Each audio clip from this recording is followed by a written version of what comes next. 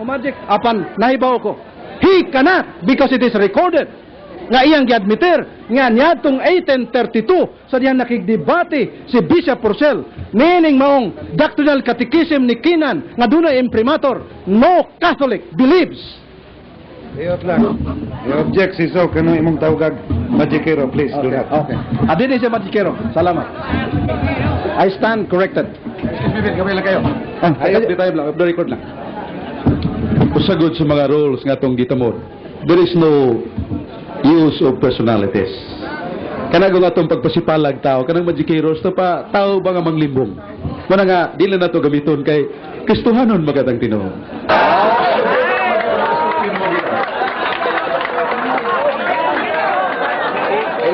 I stand corrected.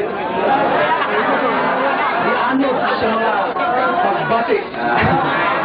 Okay. The next argument. The doctrine of papal infallibility does not unite.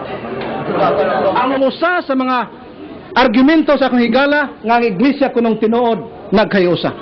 Apan sa human gipakanaog ang doktrina nga papal infallibility nabahin ang Iglesia Katolika mibiya ang tipik niini og nahimong gitawag Old Catholic. Ang Old Catholic mibiya tungod kay nasayod sila nga ang mong doktrina usa ka bag-o nga doktrina. Unya, the doctrine of papal infallibility is un-Catholic. Dili makailapon. Ako na kining basa kaganina sa Funk and Wagnall's Encyclopedia, Volume 21, page 7622. The Roman Catholic Church is alone in believing this dogma. Nag-inusara, dili kini makailapon. Ang tanan nagtuo ba ang Papa di Masayop? Dili, alone ang Roman Catholic Church in that specific doctrine. Unya, niadto sab nga konsilyo, katapusang konsilyo sa Second Council of Vatican II. Daghan, akong balik-balik kini ganina, 136 bishops opposed the doctrine. It is divisive. Nakabahin ang mga tao nini. Akong gibasa sa Time Magazine kaganina, 63% of the total membership of the American Catholics deny and rejects the doctrine of Roman Catholicism kining gitawag infallibility of the Pope. Og napamatudan nga ang Papa nasayop. It is un-apostolic, dili apostolikanon. Sugod lagon niya itong 1870. Bisan mismo si Apostol Pedro. He was bagyong niya sa Apostol Pedro kumutuwa ng mga balakaw, sugay. Is there any Papa infallibility during the there is none. Wala. Such doctrine was not here for 1,870 years sa pagkatukod sa atong iglesia sa Ginoo. Sige itong paghambog, fundamentally the same. Asang fundamentally the same? Where is the fundamental identity within in this fundamental doctrine of the Roman Catholic Church? Wala man. Wala giving so.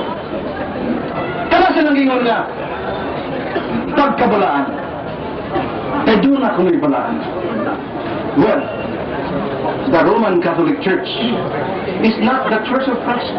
Kaya ato nang hatag ang mga argumento. Pero sumala sa 2 Juan, versikulo 9. Bisan kinsa ang dili magapabilin sa pagtulunan ni Ginoong Kristo. Why Diyos? Sa unsa bang paagi nga ang Iglesia Katolika wala magpabilin sa pagtulunan ni Ginoong Kristo? Sa iyang pagpamatay sa iyang mga kaway. Kaya ang atong Ginoong Kristo na gayon wala akong manhero sa pagpatay, kundi ron sa paghatag o kinabuhi.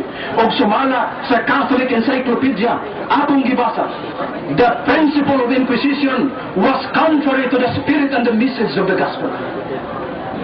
Ang prinsipyo sa Inquisition, bisan kanusa pa man siya magasugod, sukwahi sa espiritu o sa fundamento ng mensahe sa Ebanghelyo ni Ginoong Kristo. Doon sa mga igsunan, akong itugyan sa inyong mga mabuot na mga panghunahuna. Na akong nakita o akong napakita kanina that the Roman Catholic Church today is not fundamentally the same. It is fundamentally different from the church that Jesus Christ established in Jerusalem. Sa lain nga bahin,